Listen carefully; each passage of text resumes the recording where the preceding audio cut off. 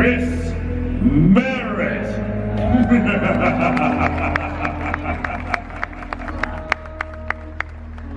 Hi everybody, how we doing? Great.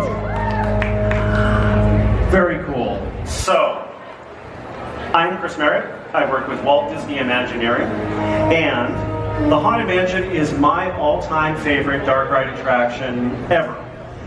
It's an absolutely amazing experience, and for me, I really grew up with the Haunted Mansion. So what's really interesting to me is historian Dan Olson talks about the Haunted Mansion being lightning in a bottle, and I couldn't agree more, because there's a plethora of all different artists and designers who all work together to give us the Haunted Mansion as we know it today. So I thought it would be fun for the 50th anniversary to go back and take a look and see all the work that a lot of the different artists did for the Haunted Mansion over the years, and get a sense of what it took to bring it together to the attraction that we know and love today. So we're going to go back in time. Some of the earliest people to work on the Haunted Mansion were Ken Anderson and Yale Gracie. And I don't know if any of you saw, Jeremy Marks did this really great presentation yesterday on Ken Anderson. And thank you. And the earliest version of the Haunted Mansion, which was actually a walk-through haunted house. And it was a great presentation if any of you saw it.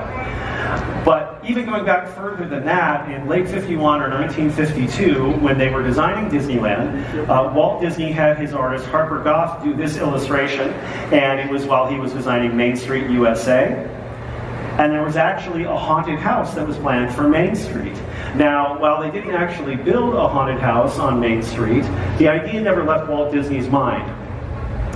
And by 1956, he finally had some of his artists at Walt Disney Imagineering, known as WED Enterprises in those days, do this elevation. Sam McKim and Marvin Davis did it. And you can see it's an idea for a haunted house. It's more what you think of as a traditional Victorian ramshackle sort of a building. Well, within a month or two, he had Ken Anderson start to work on the Haunted House project. Now, who was Ken Anderson? Ken was an animator and designer who worked on many animated films. And Ken was a perfect choice to work on the walkthrough because he was the art director at Disneyland for the original Snow White dark ride and for the Sleeping Beauty Castle walkthrough.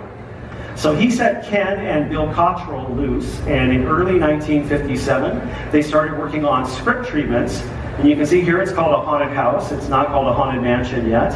And the idea that it was going to be a walkthrough. Now, they went through many, many different versions of this haunted house walkthrough.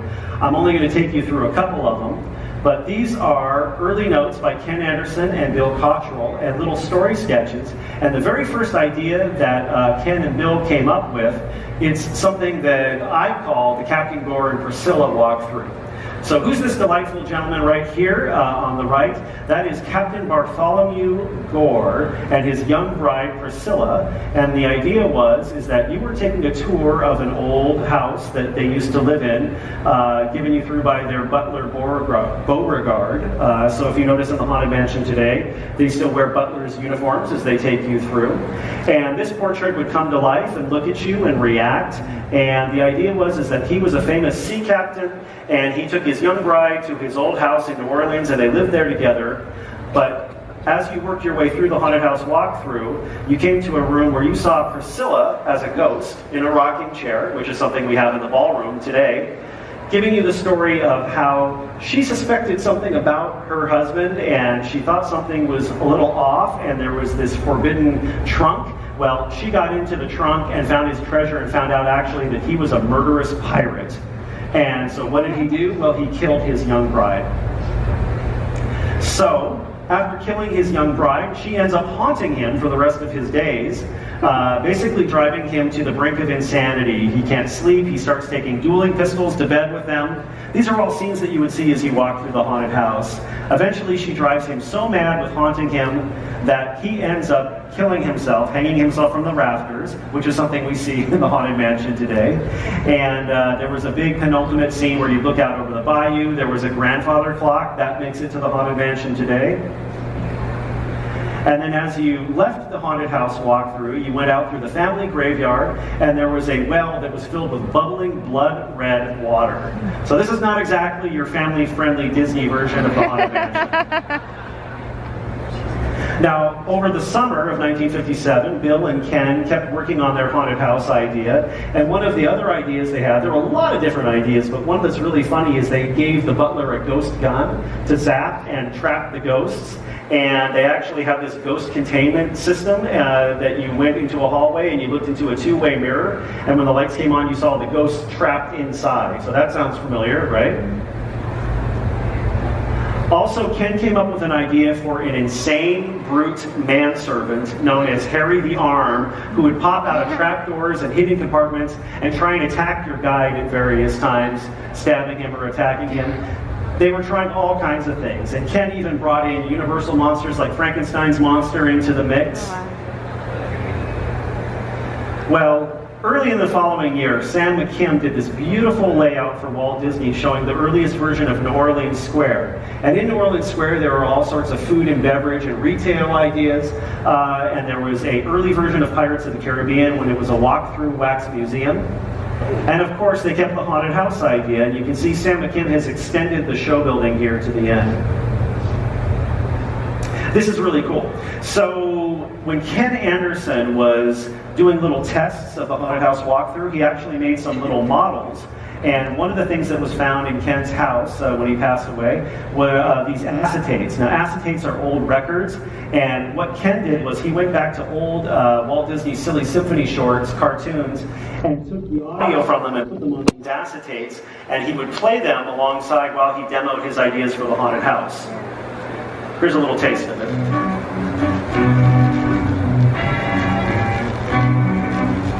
So imagine Ken calling Walt Disney in and showing him his little models and playing these records while the ghosts were moving around. Kind of cute. Here's Ken with one of those models. So they worked out throughout the summer of 1957, and by the fall of 1957, they had another script treatment that I like to call the Bloodmere Manor version. Now, the Bloodmere Manor version was actually going to be narrated by Walt Disney as you approach the porch of the house. And Ken did this really cool architectural layout. And again, Jeremy Marks has done this really cool 3D recreation of it that you got to see. But in this, one of the last versions that Ken proposed, they were thinking, well, how do we move people through this haunted house? How do we get people to keep on moving through? And so one of the ideas that they came up with was this moving platform where guests came in at the front, and then the guide or the butler would come down this circular stairway. He'd get on with them, and it would descend down into a sunken pit and go underneath the Haunted Mansion and take you in through your tour. I thought that was kind of interesting.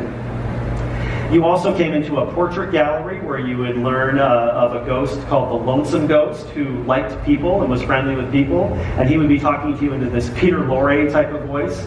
There were portraits that would come to life, and then you'd hear this blood-curdling scream, and a female ghost would come running by on the balcony above you, chased by a monster ghost. Then you turn around and you see her descending a stairway where she'd take her head off and she'd throw it at you, and it would roll down the stairs. God. And the Lonesome Ghost would say, "Oh, that's the ghost of Anne Boleyn. She's going to a wonderful wedding, and all the famous ghosts in the world are coming to see it." And you kept going on through the haunted house. You saw this bedroom with this murderous 4-poster bed that would actually suffocate its guests. Oh my God. And then you had a scene where you looked out over a bayou, the family crypt and cemetery, where all the ghosts were floating out, and you could see the bayou in the distance, and Captain Gore's ship would come floating towards you. And so if you're in the Haunted Mansion today and you're waiting outside, actually if you look outside the mansion, there's a weather vane with a ship on it. That's where all this comes from the whole Captain Gore story. He even had the Headless Horseman riding by in the foreground at one point. So they were kind of throwing everything at the wall, seeing what sticked and what Walt Disney liked. And then the big end to the attraction was you would be looking down into this sunken area below you, and there'd be an organ with ghost feet playing, and there'd be a big wedding that would be taking place. So like I said, there's a lot of different versions of this script that they were trying out. A year or two later, another person I want to mention is Yale Gracie. Now, Yale Gracie was a layout artist from the studio, but he was really good with special effects. So Yale basically came up with all the effects you see in the Haunted Mansion to make the ghosts appear. And one of the things Yale was doing was he was paired up with a young designer named Rolly Crump. How many people here have heard of Rolly Crump?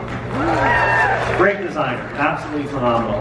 Well, he and Rolly mocked up this little ghost apparition test that they did on the some of the sound stages and on some of the sets they used for the Zorro TV show. And this was an old haunted fisherman that would appear before your eyes with a rainstorm, and he would have rain and water and seaweed dripping down him, and they would go into a puddle on the ground and then disappear. Well, Walt Disney loved this. And I think that Rolly did that drawing on the left. It looks like his line work, but hard to say. So, what did Ken end up doing on this? Because after the fall of 1957, Ken went back to work on Sleeping Beauty. Didn't work on this anymore. But in one of the last script treatments that Ken had, Ken changed the look of the building. He turned it into this antebellum mansion. So an antebellum is a pre-Civil War mansion from the South. And you can see it's starting to look like the mansion we know today. And we have this really interesting book in our library. It's a book on wrought iron railing decorations. But what's really cool about it is Ken Anderson checked out this book. And look at that. Does that look familiar? So that is the Shipley Lydecker House. It was in Baltimore, Maryland. It's not there anymore, so don't look for it. But Ken really used this photo as the basis for this design of this new, what would be called the Haunted Mansion. And you can see Ken did this pencil sketch. And then they had his friend Sam McKim do a color painting overlay over it, all spooky and run down. I love this illustration. It's really cool. I think it's great. Ken thought it was great. Sam thought it was great. Walt Disney hated it.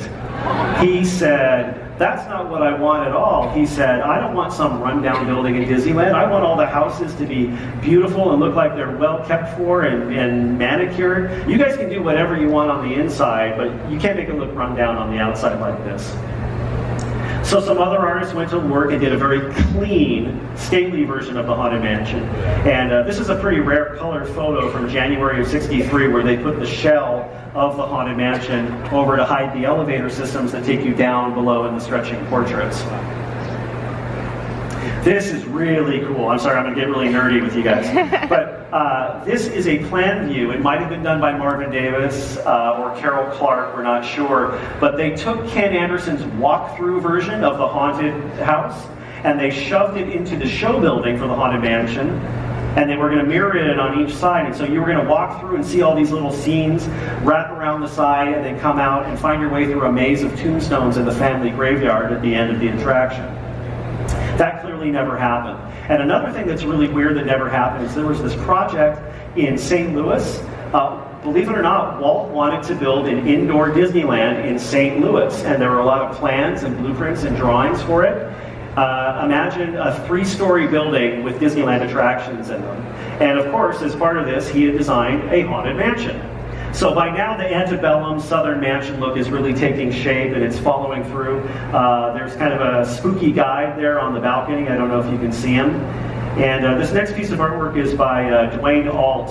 And again, you would find your way out through a maze of tombstones at the end of the Haunted Mansion.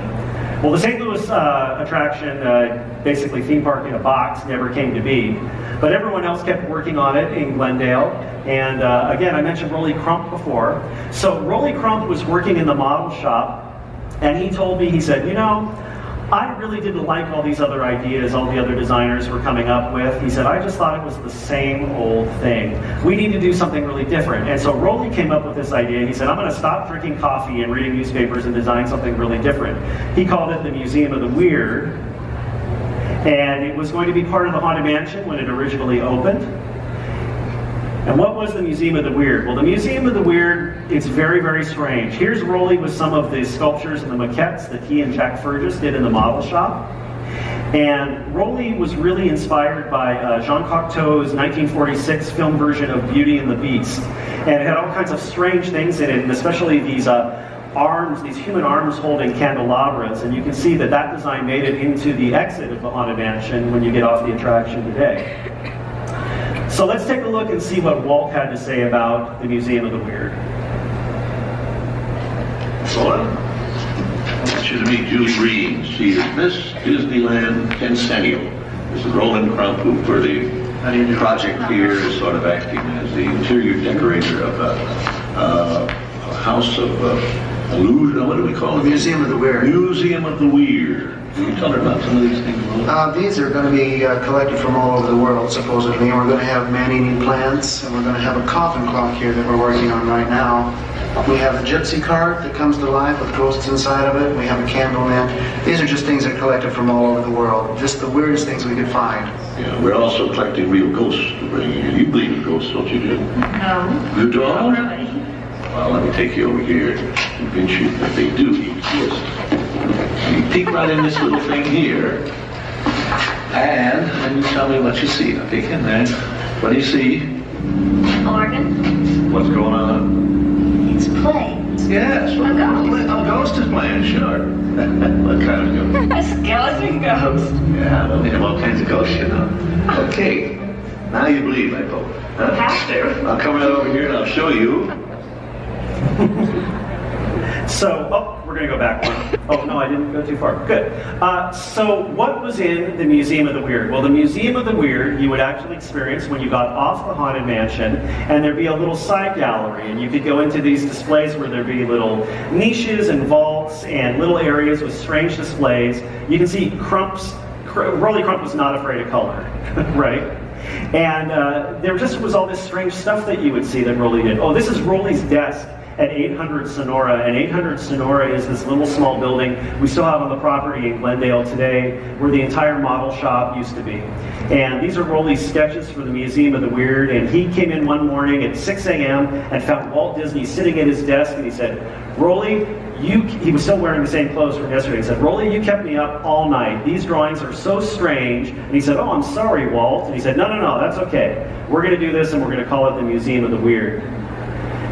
This is another idea that Rolly had for it. It was a candle man. So this is a man made out of wax, and he was going to be dripping all over the floor and candles, flames burning on him.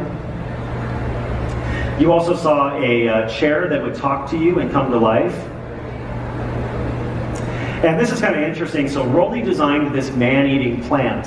So you come in and you see this man-eating plant, and this weird thing happened.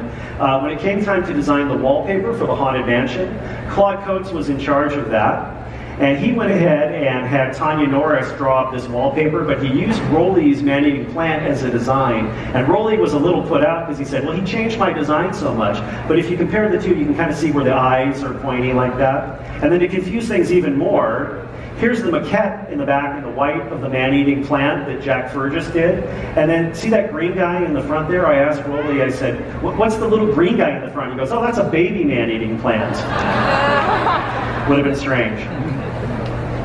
He also designed this grandfather coffin clock, so the whole grandfather clock idea kept going into the one we have in the hallway today.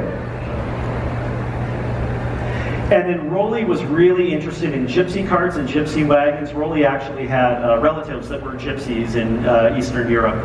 And so he designed this gypsy cart that had doors and windows and shutters that would open and show you ghosts and things inside. And this is Rolly's desk where he's actually building the little model gypsy cart. And Harriet Burns actually kept that little gypsy cart, donated it to the Walt Disney Family Museum. So I'm hoping they put it on display one of these days because I'd really like to study it up close. Okay, so what was going on during this time? Well, in Disneyland, the park, all these signs were going up occasionally, and you had the shell of a building. But what was going inside? Nobody knew, and there were all these strange rumors, like, are there carpenters walled up inside? What's in this haunted mansion that's coming? Well, everybody in Glendale hadn't figured out yet what was going to be in the Haunted Mansion. But one of the things they were working on was Ex Atencio was a show writer who came over from the studio. And when he started working on the Haunted Mansion, when he came to Imagineering, he started coming up with script treatments, but he also started doing these little rough sketches. And this little pastel, in some of X's sketches, there's a little eyeball down in the bottom corner. Well, that eyeball down in the corner actually meant something. X thought it would be really neat to have an animal that was possessed by a spirit follow you through the Haunted Mansion. And X thought it could be this one-eyed black cat. So let's take a listen to Paul Frees doing this demo recording and look at some of X.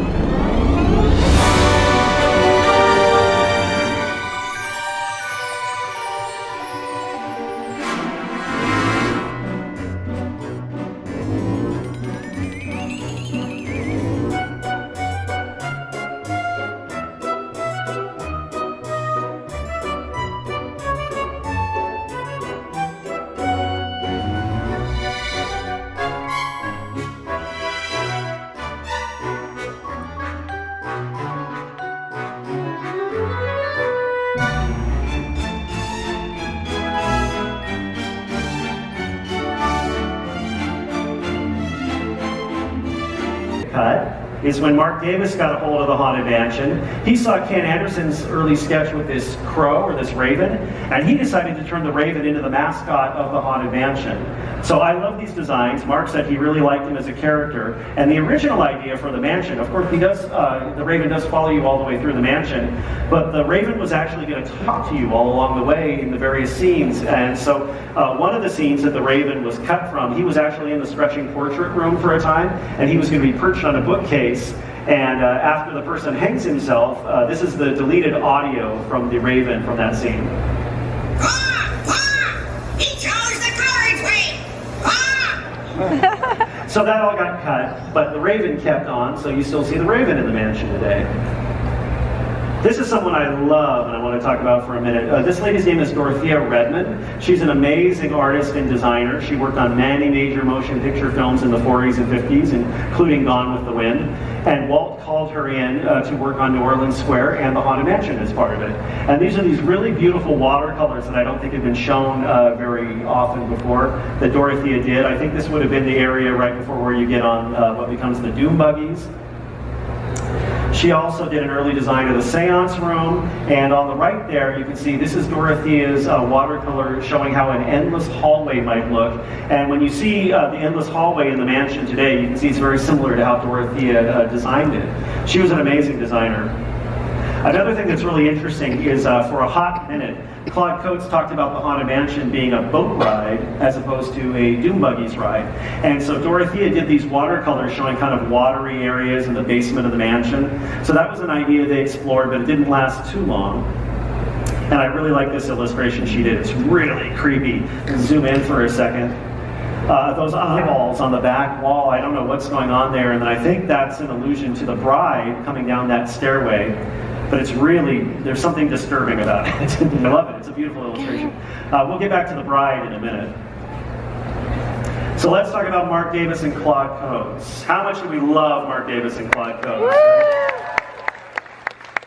Just absolute titans of Imagineering. Now, Claude Coates actually started working on the mansion earlier than '64, but Mark didn't really start working on it until 1964. This is a shot at WED in the '60s. That's Mark on the left and Claude Coates on the right, and that's Dick Irvine, who was running Imagineering at the time. So Claude Coates was an absolutely amazing designer of environments and setting mood. This is Claude's pastel drawing for the load area, and you can see it's supposed to be kind of a wispy, Twilight Zone-y, disembodied netherworld, and it certainly feels like that to me to this day when you board your Doom buggy. This is kind of interesting too. The artwork in the middle, that's artwork done by Mark Davis. That's Mark's idea of what the ghost host might look like if he comes to life. And in fact, there's a painting in the corridor of doors of this character. Claude decided to make a maquette of that. So the sculpture on the left is Claude's, and then Tony Baxter was nice enough to send me this photo recently. That's from Claude's retirement party, and they made a little shadow box and put the little ghost host figure in there for him along with other things. Claude also did this early design when it was still a walkthrough of the ballroom, and you can see how similar it is. You're looking down into an area, but he included Ken Anderson's ghostly footprints coming up to an organ. And you can see how close it influenced the main, the end of the design. But if Mark Davis came in and really designed the organist at the end of the scene. So let's talk about Mark Davis. I absolutely love Mark Davis. Mark was really instrumental early on in designing the stretching portraits. And this is really cool. So this book project I've been working on, Alice Davis turned over her house to us, and Mark kept all his rough sketches from all his Imagineering projects. So we were able to go in and get his pencil drawings, and it's really cool because you get to see his thought process where he's coming up with ideas and gags for what ended up in the Haunted Mansion. And what I like to do is I like to take the finished artwork Mark did and compare them with photos of the attraction as it's installed today. So this is from the banquet hall, and it's really undeniable how close what Mark designed ended up in the final show. These are some gags from the party in the graveyard, and these are gags that Mark, they didn't actually use, but they're just as strong as any of the other gags you see in the end of the attraction. These are the musicians with the owls hooting up and down. And again, it just looks really, really similar to me to what is in the attraction today. Oh, and this is the hearse that gets stuck in the mud and the contents spill out and all the ghosts are having a tea party.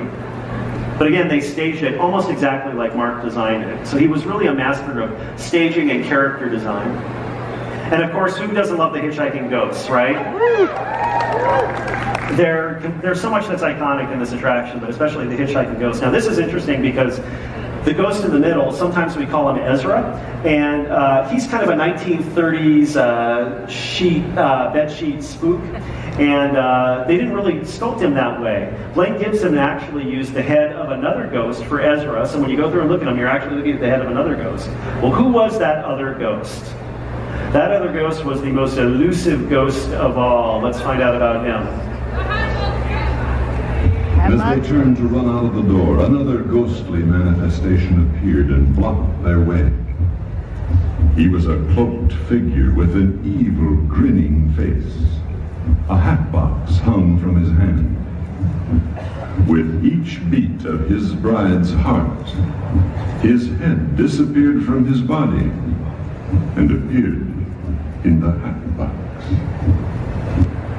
So that's from the Great Haunted Mansion souvenir record, which I had as a kid growing up in the 70s and wore out multiple copies. How many people had this record in their collection as a kid growing up? It's really, really cool, and it really added another dimension to the attraction for me when I played that record at home. So I like going back and tracing where things came from, and one of the earliest designs that I think influenced the Hatbox Ghost is this drawing, I think it was a changing portrait Mark did called The Phantom Drummer of Tedworth, which is actually based on a real historical ghost. From there, Mark was designing what he called monster ghosts, trying to come up with something for the end of the Haunted Mansion. And you can see the fellow on the right, he does end up as one of the hitchhiking ghosts. But the guy second from the left, he's kind of one of these other monster ghosts, and he's kind of hunched over with a top hat. From there, he designs these other monster ghosts and thinks, well, what if he's a ghost that has a hat box he's carrying in his hand, and his head will disappear from his body and reappear in the hat box below. So they went to work on this. That's Yale Gracie doing the mock-up for the prototype Hatbox Ghost. And what's really interesting to me is just very recently, two things turned up. Yale Gracie's relatives have the original Hatbox Ghost. Oh, I'm sorry. No, that's Jack Taylor still has the original Hatbox Ghost head, and Yale Gracie's relatives have the one below it. But I didn't know the original Hatbox Ghost had flaming red eyes. It's kind of creepy. And then these are some production photos that you may have seen before of the Hatbox Ghost right before they put him in. Unfortunately, the gag didn't work very well, and the Hatbox Ghost, you can clearly see both of his heads at the same time. So the original Hatbox Ghost only lasted a couple of weeks before they took him out. But thankfully, some of the wizards I worked with at Imagineering figured out how to do the Hatbox Ghost gag, Dan Joseph and others, and we've got the Hatbox Ghost back in the attraction today, so I think that's really, really cool. I forgot this. This is a photo of the Hatbox Ghost actually in the Haunted Mansion, taken by Paul Clement in the first few weeks of operation. And you can see both heads at the same time, so the gag didn't work, but we figured it out. So. Okay, so while we're in the attic, this is really interesting. I'm going to try and bust another myth here. This is a drawing through a see-through ghost that Mark did. And you can see this ghost, you can see this ghost's heart, and you can see its brain, and then there's these weird twinkly lights inside its body. So Mark took this idea and he turned it into this illustration. Now, a lot of people think this is the bride, but I don't believe this is the bride. It doesn't say bride below it. And she's a ghost with a candlestick, but you can see her heart, and you can see her brain, and she's got twinkly lights on her, and then she's got a little ghost dog that you can see through as well. Well, as they moved through production, the little ghost dog got omitted, which as sometimes happens in the production, but she's still not a bride at this point, right? She's just a see-through ghost. They went ahead and made a maquette of this figure, and again, she's just holding a candlestick, but she doesn't have a bridal veil, but she's got her heart and she's got her little twinkly lights. Well, they went ahead and built her that way with a heartbeat and little twinkly lights, but at the very end of production, somebody put a veil and a bouquet of flowers in her, and now all of a sudden she's a bride. So, harkening all the way back to the original Ken Anderson storylines, this is where the bride really starts, and now we've got the Black Widow bride and Constance and all that in there, but it all goes back to, Mark didn't really design it as a bride to begin with. And another ghost that has an interesting story, this is a ghost called the Squeaky Door Ghost. And Mark designed this. She's actually adding squeaks to the cracks in the door to make it scarier. I just thought this was another one of Mark's hundreds of ideas that he used that didn't actually make it to the Haunted Mansion. But believe it or not, while we were doing research for this book, there's this photo of them working on the Enchanted Tiki Room, and I was going into Photoshop and saying, what is this behind him? And gosh darn it, if they didn't actually make a squeaky door ghost. Like they actually made one. What happened to this? Nobody knows. There's no record, but I think it would be really cool to put her back in the mansion today. So probably the thing that Mark Davis is most well known for are the changing portraits and the stretching portraits in the beginning of the Haunted Mansion. Here he is showing Walt Disney his portrait of Medusa becoming a Gorgon. And Mark's original idea for the portrait gallery was a lot more menacing. It was blood red with thorns coming out of the sides, and Mark designed this as he described it as going down into the belly of the whale with Jonah. He still had all his portraits though, and if you can see at the end of the gallery here, he had these interesting gates. And he designed these gates for the next scene with these weird arms on it. Well, they never actually built it this way, but Mark liked it so much, he built it as, he paid someone to build it as the entrance to his dining room in his house. These are some of Mark's rough sketches. This is one of Rasputin on the top right. So Rasputin was kind of this madman from Russia. If you don't know, you should look him up. But Walt Disney said, Mark, we can't use Rasputin. His relatives might be still alive and they might sue us. So Rasputin didn't make the cut, but some of these other ones did. And again, they're really iconic. Oh, wow. There's Medusa. I just love that sequence. And then this is the Flying Dutchman with ghosts flying out of it. And this is the Panther Lady, which I always love this one. So when it came time to actually design the gallery, they didn't really use Mark's designs for it. They made the wainscoting a bit simplified. But still, the focal point of that scene are all the changing portraits. I think it's still really cool today. And I love the April through December. That's a really interesting progression. So this gentleman right here, I don't know if any of you have seen pictures of him, but this gentleman's name is Ed Cohn. Now Mark hired Ed. He actually went to school with Mark's wife Alice Davis, who's an amazing designer in her own right. And Ed's job was to take Mark's little watercolors and turn them into oil paintings so they look like they'd been painted a long time ago. And one of the ideas that never made it, because I really like showing ideas that we haven't seen before that are buried in our collections, we heard it came from Exitencio that they were going to do a changing portrait that was like a Kansas farmhouse with a dust bowl that was going to take over. So they did do a test of this, but I don't think anyone's seen the paintings that Ed did of these. So I thought it would be fun to show how this would change as you saw it in the portrait gallery. And of course we didn't use this. Interesting though. And then there are the stretching portraits by Mark Davis. I think these have been endlessly parodied. Again, pop culture icons, but these are so cool. And I thought it would be really fun. Let's take a look at one of the stretching portraits that Mark is designing and see his thought process. So his first sketch here, this is a lady, a Victorian lady on an old-fashioned bicycle with one of the big wheels. Well, that's interesting, but what if we put her on a chair and she's getting scared by a mouse? So that's kind of funny, sure. Well, actually, what if we give her a parasol and maybe she's seeing her reflection in a pond or something like that? That's okay. I like the parasol, though. I'm going to keep it, but let's put her on top of a building. That's kind of funny. I don't really think that's so funny, but what if I put her in danger? So he puts her on a tightrope over an alligator, and he's like, yeah, that's really funny. I really like that idea. I'm going to take that to a tight pencil line, and then from there I'm going to turn it into a watercolor and have Ed Cohn paint the final painting of it. And that's the evolution of the portrait girl as we know it today in the Haunted Mansion. I think that's really cool, because you get to see his thought process. So let's go back to Walt Disney and talk with Mark about these stretching portraits. Mark, I want you to meet Julie Reed. I'm Mark Davis. Julie is Miss Disneyland in setting. And Mark Davis is the master in charge of our House of Illusions, or what do we call it? Haunted Mansion. Haunted Mansion and Supernatural. Well, to give you a little idea what we're going to have in there. Yes, well, we're doing a lot of portraits that change right in front of your very eyes. As a matter of fact, one of our paintings here is based on Greek mythology. This is Medusa. was a very beautiful girl. She offended the goddess Athena, and as a result, Athena turned her into a gorgon. And as you may know, if you looked at a gorgon would turn you into stone. Well, we sure don't want that to happen. What is, tell her about this thing here, Leroy. Well, this is our elongating stretching room. And in this room, we also have some stretching portraits. Perhaps you'd like to look at those over there. These are some of the You pull them down, you should see what happens when the room gets longer, you get this full-size portrait.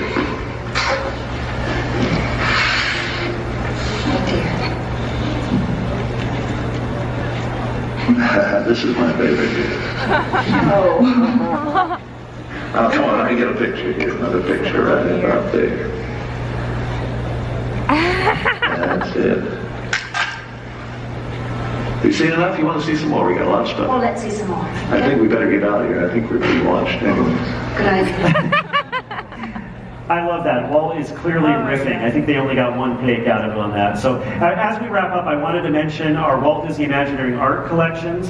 I've been working on this new book with Pete Docter that just came out, celebrating Mark Davis's time at Imagineering, and they have over 160,000 pieces in their collection.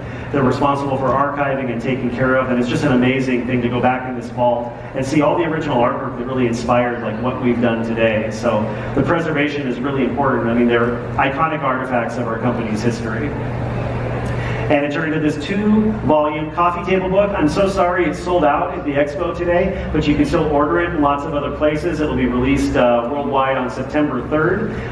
So I hope you like it. It's got a lot of great design theories and behind the scenes of Imagineering and the kind of work that we do to make the theme park attractions. So thank you very much for everybody coming today. Thank you to the Walt Disney Imagineering Library and the archives. Have a great time at the expo. Thanks, everyone.